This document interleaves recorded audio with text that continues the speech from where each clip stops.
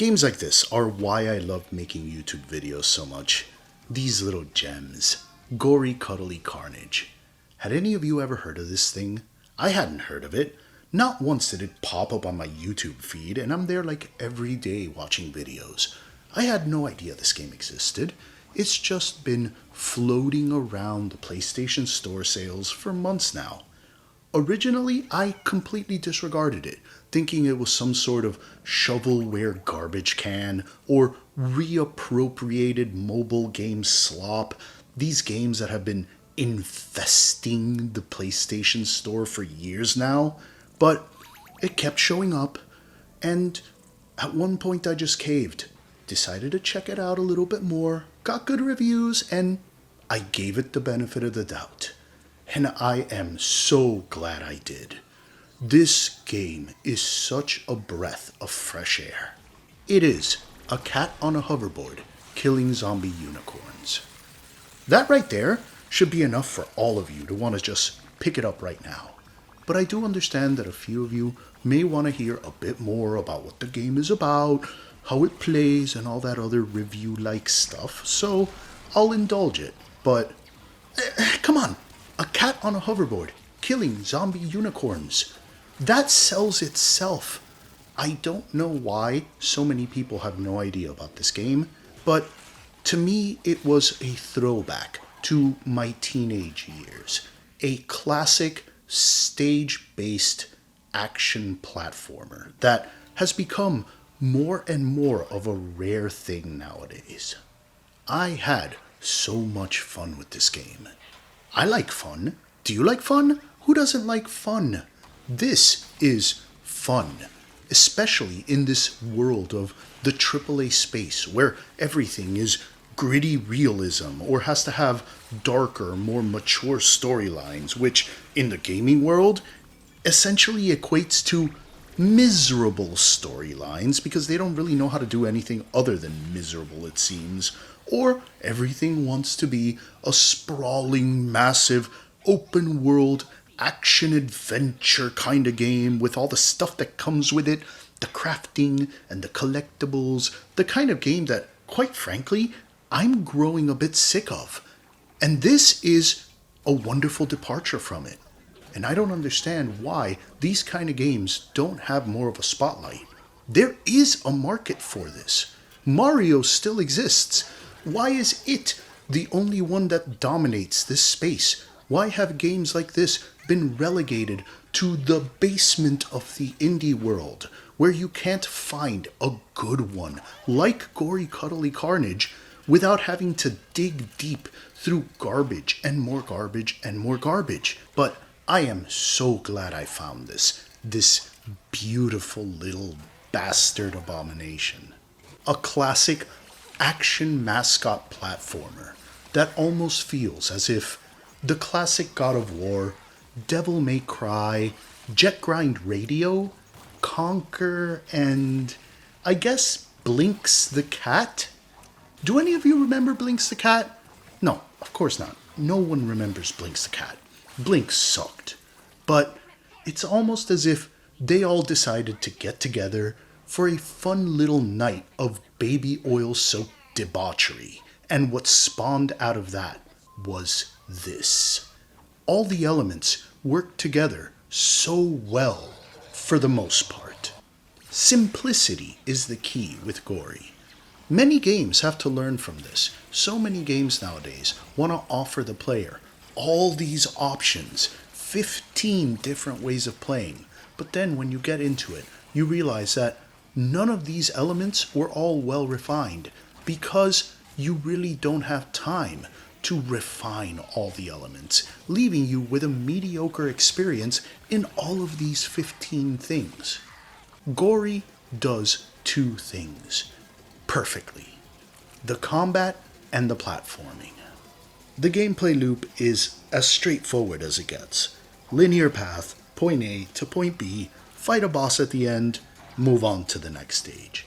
But these two elements are so well designed that the entire experience, for as simple as it may be, is incredibly compelling.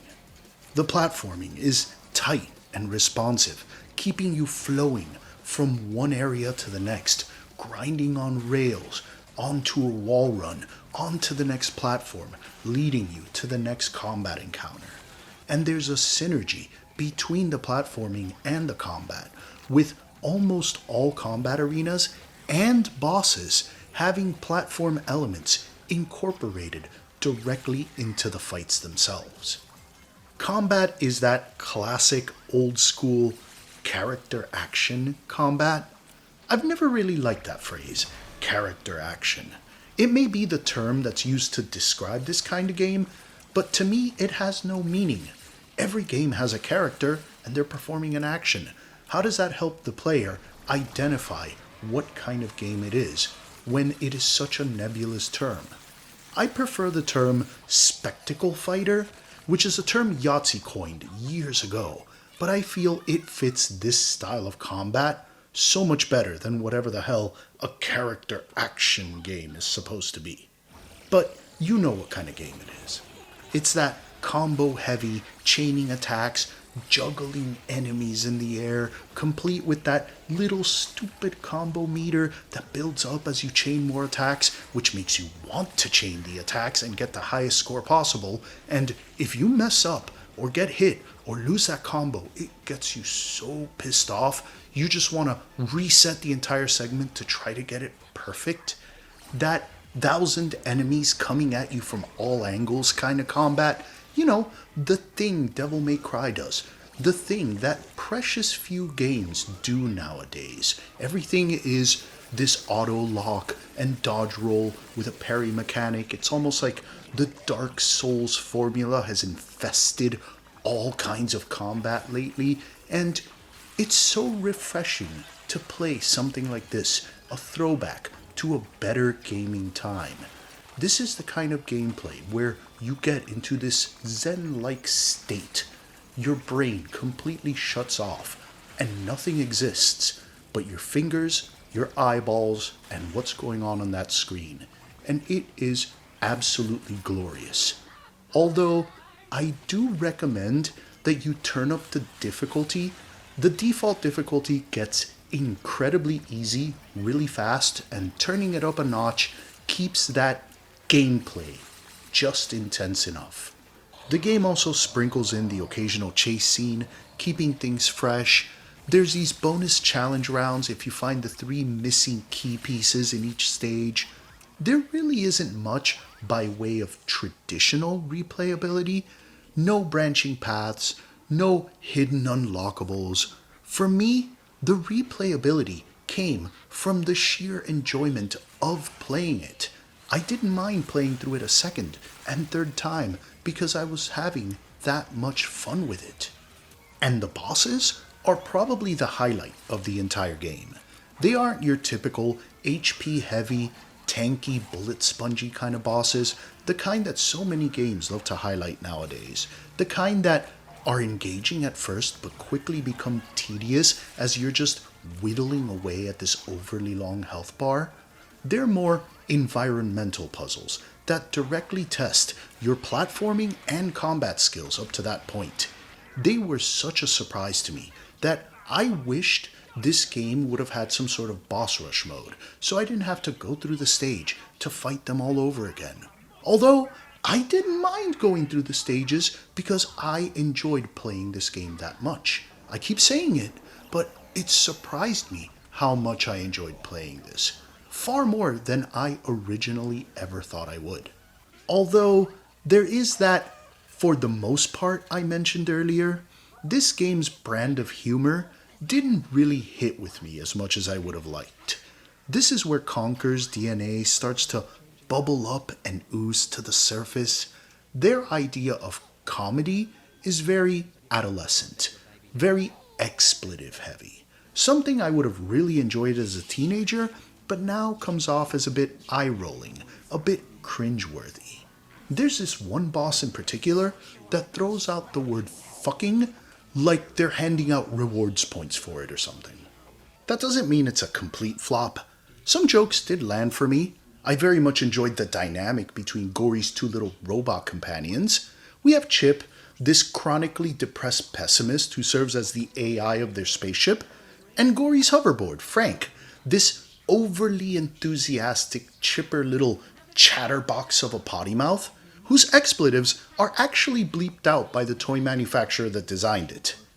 Their back and forth was something I found consistently amusing. And ironically enough, you do have the option of buying an upgrade that removes the censorship from Frank, but I kept it on because the bleeps themselves made it even funnier. Then there's the story.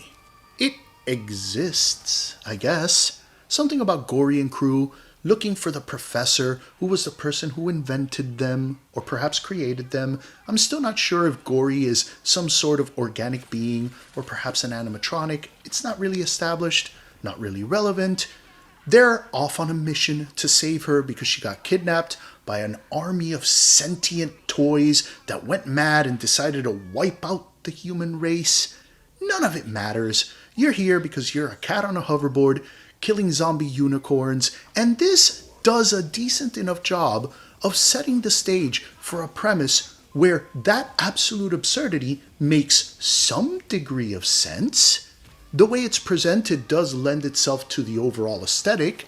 It's as if you're reading a comic book, with the story beats coming straight out of panels from the pages of this comic book, and it all works. But at the same time, it doesn't matter any. Who gives a shit what Gori's motivations are for killing zombie unicorns? Good for them that they created some sort of story arc in which that somehow makes sense. None of us are going to be here for that story. Good thing that it's there, I guess, but it really didn't even have to be.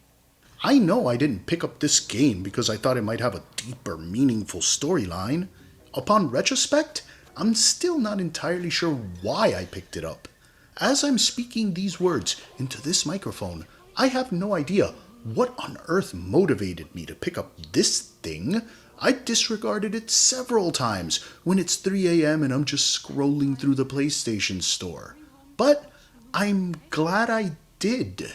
Angry Demon Studios is clearly a talented developer, and if I could do my part to get one of you, a couple of you, to pick up this game on sale, hopefully have as much stupid fun as I did, maybe that'll put a few extra bucks into their pockets, keep the lights on so they could keep making more games. Because if this is an example of their early work, clean, smooth, no bugs or glitches, tight gameplay, I want more.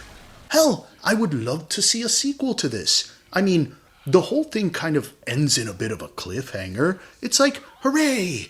Gori and crew off on another adventure. And you know what? I want to take part in that another adventure.